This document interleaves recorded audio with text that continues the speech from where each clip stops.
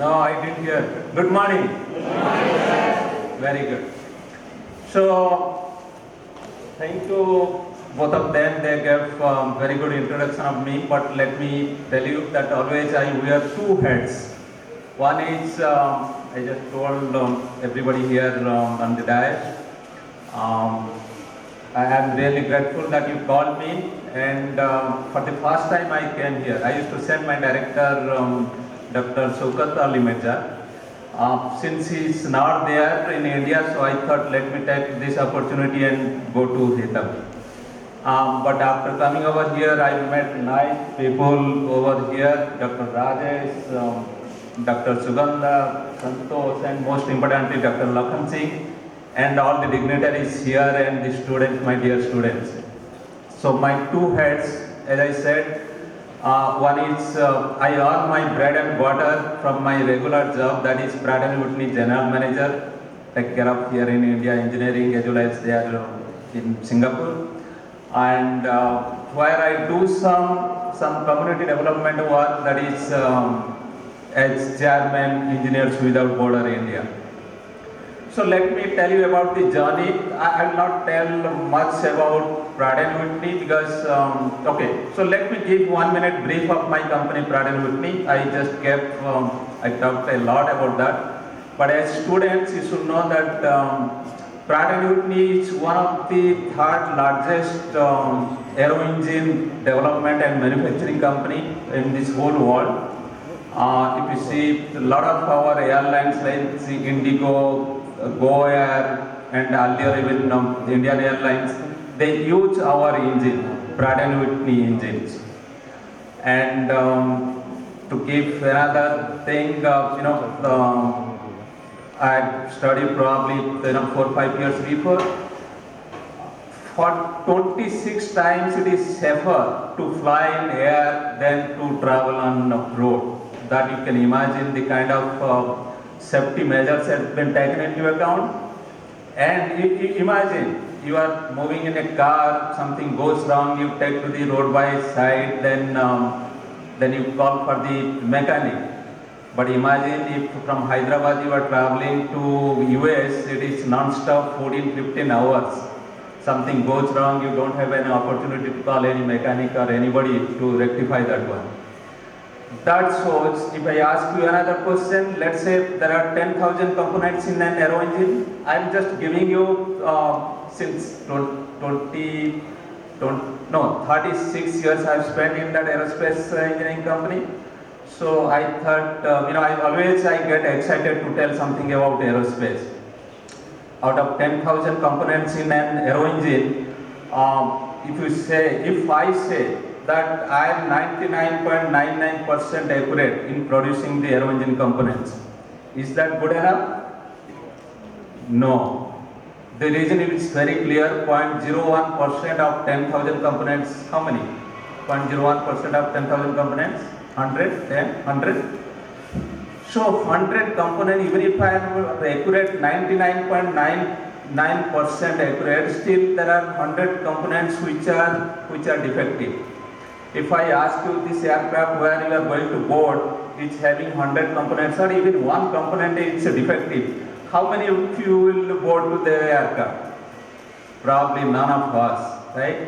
So that's how the accuracy, the safety of the people and the work what you are doing, how much accurate it should be. I remember during my school days when we say that when I do not get complete mark of a sum on mathematics, where I have attempted but the final result is wrong, I used to argue why I will not get the full mark, because I have completed almost 90% of that sum. So now I realize 99% is not good enough. So it's not about the mark what I am saying, but it's about knowing the things, about taking care of, instead of going for the, selective study, 100% study. If you get some mark less, that is different thing, but study 100%. So that's about Pratt & Whitney. I will not tell much about that, but about my Engineers Without Border. let me tell you, there are enough opportunity around us where you can show your innovations, where you can do something better than what is existing. That is enough opportunity. I'm not sure, but it seems for Chinese there is only one word which says problem, and the same word means also opportunity. That means whenever there is problem, you just remove that problem and you have the opportunity. In India, we are lucky enough to have probably so many problems, so that we have also enough opportunity for us. While let me, since all of you are engineers, and I think it's okay to tell something about the experience. While I was there in HL I worked for 15 years in aero engine factory. So once there was one in Air Force, one engine got seized. There was no oil supply, so the bearing got seized and the engine got seized. Aircraft was safely brought down because it was a two-engine aircraft, so it was safely brought down, and the engine belongs to Russia. They are supposed to do free of cost overhauling, but Russia was always saying no, because they are putting the blame on the pilot, telling that no, the pilot was wrong and all that. So HL and Air Force together, they sponsored me to go to Russia to establish the warranty. At that time, I'm talking about 1997. So the cost of overhauling of one engine used to be 4 crore rupees. So I went there, and they are the manufacturer of engine, you can imagine, and I had taken just training, and I have to establish the warranty that this engine what you have manufactured is malfunctioned and something wrong with that. So, to cut the story short, there was a problem which, particularly in aero engine business, there is a saying that if the weight of the total paperwork is not equal to the weight of the engine, then the aircraft will not fly. That's the amount of paperwork is generated when an aero engine is manufactured. So I was going through all this, then I found there is some problem with one component which I highlighted, and fortunately, they agreed to do the free overhauling. But I'll come back the crux. There used to be always one big tool. So in the Air Force, when they remove one oil unit, all of you know that gearbox, which drives, and there is an oil unit which is driven by the gearbox, and that wheel shaft which was driven by the gearbox, that wheel shaft got broke. The reason being, in the Air Force, they don't take the tool which is provided to them to test whether the run out condition is okay or not, because the tool was huge, and to do 1 hour job, the tool is to give them at least 4-5 hours job just to keep the tool on the component. I came back, my engineer was there in the subfloor. I said, this tool you have to simplify. Out of 40 kg tool, you have to make it 4 kg. So he studied and found out there are so many things, weight reduction can be done, and there are pipelines which are falling, can be cut, and the tool can be used. So he reduced the weight of the tool from 40 kg to 15 kg. He did it because 4 kg was not possible. Imagine a 40 kg tool, how a mechanic will use. So that's the reason they are not doing that one, and the result was that it was breaking. I said, always there is opportunity, right? I started with that. So the simple thinking, telling that something can be done better way, in a different way, that is innovation. So always try to, after this your course, when you become a full-fledged engineer, join some industry or join anywhere, you will always fear that, okay, that guy has worked for 30 years, 25 years, 10 years, so I'll just do what they are doing, I'll just continue doing what they are doing. No. Always you need to question the status quo.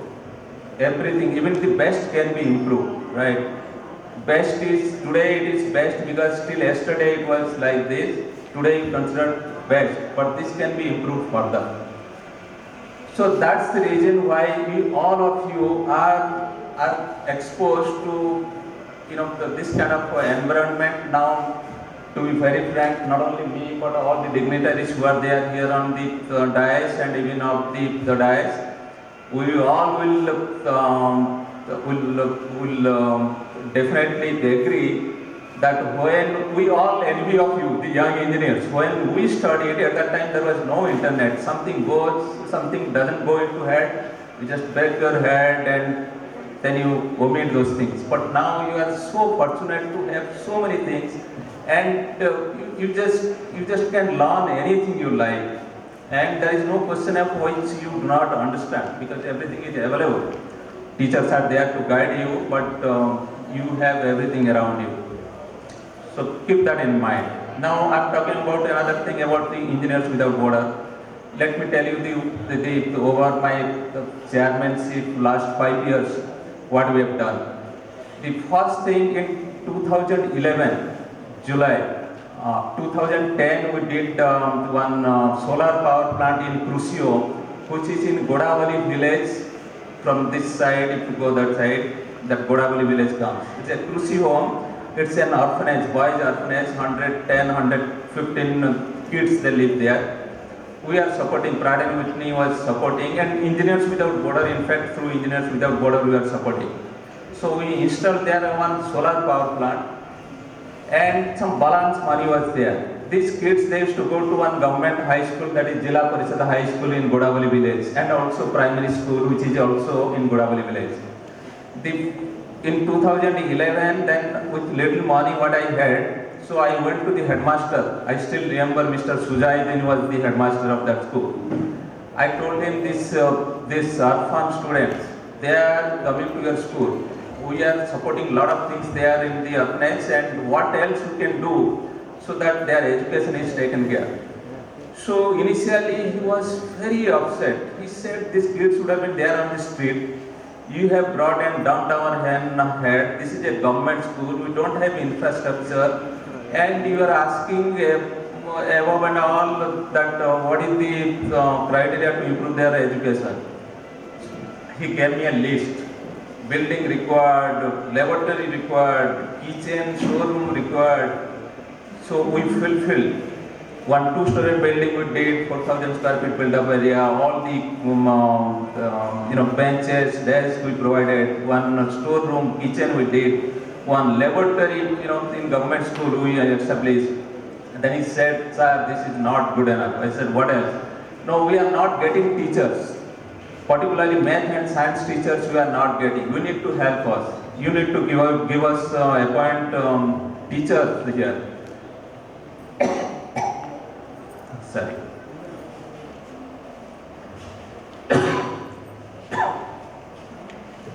So I said that's not within our capability. We can't.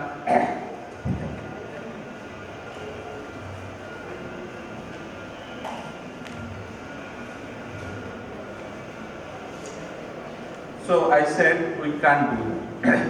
We can't appoint teachers. But I'll try to find out some way so that your existing teachers will be able to do the justice what providing some technology.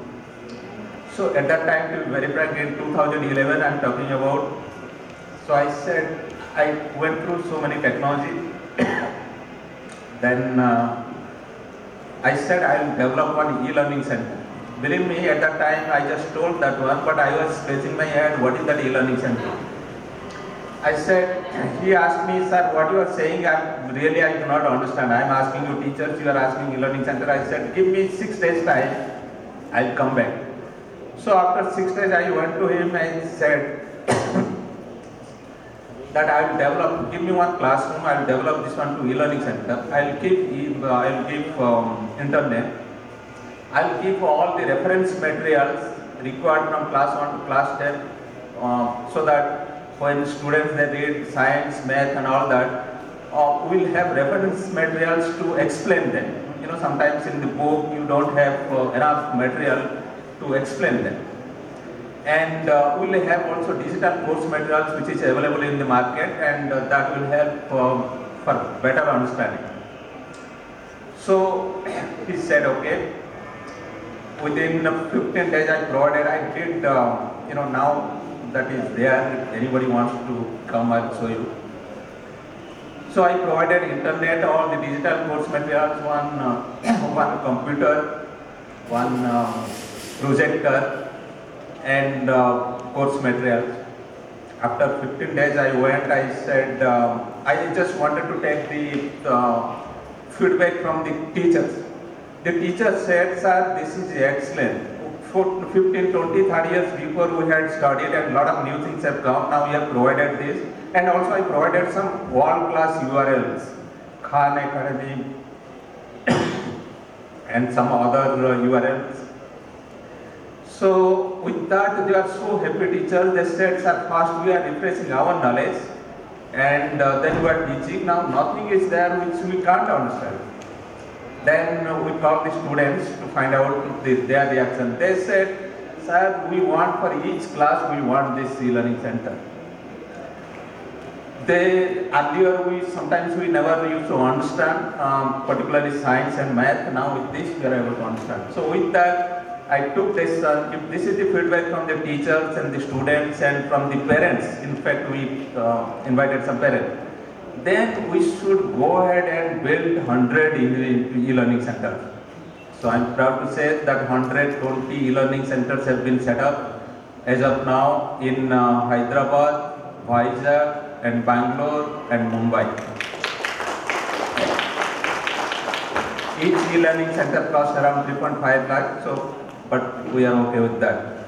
Now imagine from US one team came. They said, sir, we want to start girls who code clubs. Girls who code clubs means, earlier time in 1980s when computer education started, at that time girls were there in most of the computer job. And unfortunately, the boys, when they thought it's a very cushy job and comfortable job and nice job, so boys they overtook.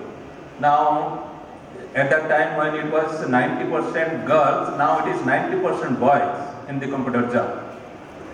So for that reason, girls who code clubs there in US, they did a lot of research and they said how to develop some interest in the girls so that they come back to the original. Their intake in the computer science is more. So we have started in 2019. Before this, we started girls who code clubs, starting with Kasturba Gandhi Balika Vidyalaya, and around some schools where girls from 8 to 13 years of age, they are taught free of cost. They are taught girls who code the coding of the computers, where the class 7, class 8 students, girls, they are coding and they are developing the video clips, which we all thought probably that is possible only after computer science when students they do PhD and all that. That's the success story. Now it's going on, and this year we have reduced the number of e-learning centers. We are starting the girls who code clubs wherever that e-learning centers are there. So I'll invite all of you who are members of the Engineers Without Border to take part in being facilitators for the girls who code clubs. I'll come back to other project what we have done. Kasturba Gandhi Memorial Trust. It's a trust available there in Hyderabad. There are 22 chapters all over India. The Kasturba Gandhi Memorial Trust. And in 2012, while we are doing this for the boys orphanage and all that, the in charge of that lady, Padmavati, she came, said, you are doing everything for the boys, you are not doing anything for the girls. So when I went there to see, it's a typical orphanage. The girls, the Kasturba Gandhi Memorial Trust was built Hyderabad Port during our independence, 1945-46. If it rains inside more. Asbestos was not repaired since then. The walls are broken and the puppies and the cats, they can enter inside. You can imagine 65 school college going girls, they used to be there. And 150 women, abandoned women, homeless women, they used to be there, abused women, they used to be there. After seeing that one, I said, probably this is like Himalaya, I can't do anything from here. It's full of problems. We spent 2014 to 2017. I built two-story building of 6,100 square feet built up area for residential. Bunkers bed, kitchen and dining. Then complete, because earlier the girls, while they are going to school, they are coming back, they are so morally down because they can't even tell to their parents, to their friends that we are living here. So morally down, they will not look at you. So we created a learning environment there. I spent in 3 years, Engineers Without Border, spent 1.3 crore rupees. And the result was quite visible. After 3 years, we saw two girls, they joined engineering.